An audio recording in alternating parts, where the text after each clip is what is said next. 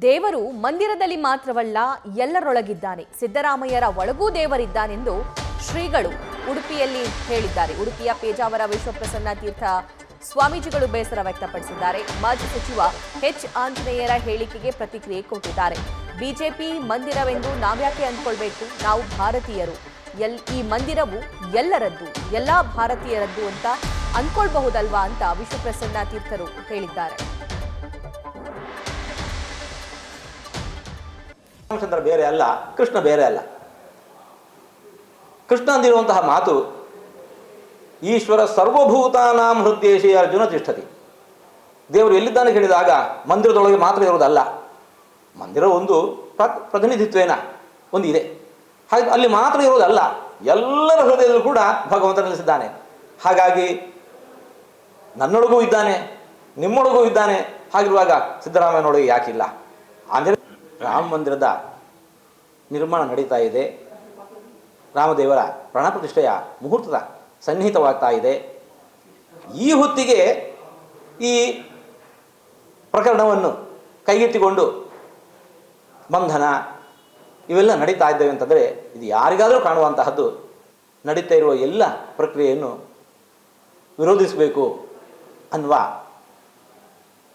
ಹಿಂದೂ ಭಕ್ತರನ್ನು ಮಟ್ಟ ಹಾಕಬೇಕು ಅಂತ ಆ ಮನಸ್ಥಿತಿಯಲ್ಲಿ ಈ ಪ್ರಕ್ರಿಯೆಗಳು ನಡೀತಾ ಇದ್ದಾವೆ ಅಂತ ಭಾವನೆ ಬರ್ತಾವೆ. ಹಾಗಾಗಿ ಆ ತಪ್ಪಿತಸ್ಥರಿಗೆ ಖಂಡಿತವಾಗಿ ಶಿಕ್ಷೆ ಆಗಬೇಕು. ತಪ್ಪು ಮಾಡಿದ್ದು ಹೌದಾದರೆ ಶಿಕ್ಷೆ ಆಗಬೇಕು. ಯಾರು ಕೂಡ ಅದನ್ನು ಅಲ್ಲಗಡೆಯಲು ಸಾಧ್ಯ ಇಲ್ಲ. ಈ ಹೊತ್ತಿಗೆ ಶ್ರೀರಾಮಚಂದ್ರ ಬೇರೆ ಅಲ್ಲ, ಕೃಷ್ಣ ಬೇರೆ ಅಲ್ಲ. ಕೃಷ್ಣ ಅಂದಿರುವಂತಹ ಮಾತು ಈಶ್ವರ ಸರ್ವಭೂತಾನಾಂ ಹೃದ್ದೇಶಿ ಅರ್ಜುನ ತಿಷ್ಠತಿ. ದೇವರು ಎಲ್ಲಿದ್ದಾನೆ ಹೇಳಿದಾಗ ಮಂದಿರದೊಳಗೆ ಮಾತ್ರ ಇರುವುದಲ್ಲ, ಮಂದಿರ ಒಂದು ಪ್ರತಿನಿಧಿತ್ವೇನ ಒಂದು ಇದೆ, ಹಾಗೆ ಅಲ್ಲಿ ಮಾತ್ರ ಇರುವುದಲ್ಲ, ಎಲ್ಲರ ಹೃದಯದಲ್ಲೂ ಕೂಡ ಭಗವಂತ ನೆಲೆಸಿದ್ದಾನೆ.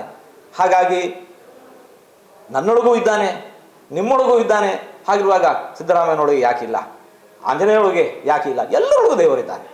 ಅಲ್ಲಿಯೂ ಕೂಡ ಭಗವಂತನನ್ನು ಕಂಡು ಅವರಿಗೆ ಭಗವಂತನಿಗೆ ತಮ್ಮ ಆ ಭಕ್ತಿಯನ್ನು ಇದನ್ನು ನಿವೇದಿಸಲು ಸಾಧ್ಯ ಆಗುತ್ತೆ ಅಂತ ಹೇಳಿದರೆ ಅದಕ್ಕಿಂತ ಉತ್ತಮವಾದ ದಾರಿ ಬೇರೆ ಇಲ್ಲ. ಅವಶ್ಯವಾಗಿ ಅವರಲ್ಲಿ ಮಾಡಿ. ಮೊನ್ನೆ ಒಂದು ಹೇಳಿಕೆಯನ್ನು ನಾವು ಗಮನಿಸಿದ್ದು ಅದು ಹೌದಲ್ಲ ಗೊತ್ತಿಲ್ಲ. ಸ್ವತಃ ಸಿದ್ದರಾಮಯ್ಯನವರು ಕೂಡ ನಾವು ರಾಮ ಮಂದಿರದ ಪರ ಇದ್ದೇವೆ ಅಂತ ಹೇಳಿದ್ದಾರೆ. ಇಲ್ಲ, ಕಾಂಗ್ರೆಸ್ ಪಕ್ಷ ಇರಬಹುದು, ಇದರ ಅನೇಕ ಪಕ್ಷಗಳವರು ನಮಗೆ ಆಹ್ವಾನ ಬಂದಿಲ್ಲ. ಅಂದ ಅರ್ಥ ಏನು? ಆಹ್ವಾನ ಬಂದರೆ ನಾವು ಬರ್ತೇವೆ. ಹಾಗಾದರೆ ಪ್ರಾಯಶಃ ಕಾಂಗ್ರೆಸ್ಸಿಗರು ಕೂಡ ಪ್ರಾಯಶಃ ಎಲ್ಲ ಬಿಜೆಪಿಗರಾಗಿಬಿಟ್ರು ಅಂತ ನಾವು ಭಾವಿಸ್ತೇವೆ. ಇಂಥ ಮಾತುಗಳನ್ನು ಕೇಳಿದರೆ ಯಾಕೆ ಹಾಗೆ ಅಂದ್ಕೋಬೇಕು?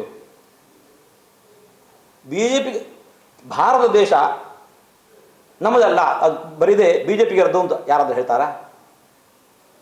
ಇಲ್ಲ ತಾನೆ. ನಾವು ಭಾರತೀಯರೇ.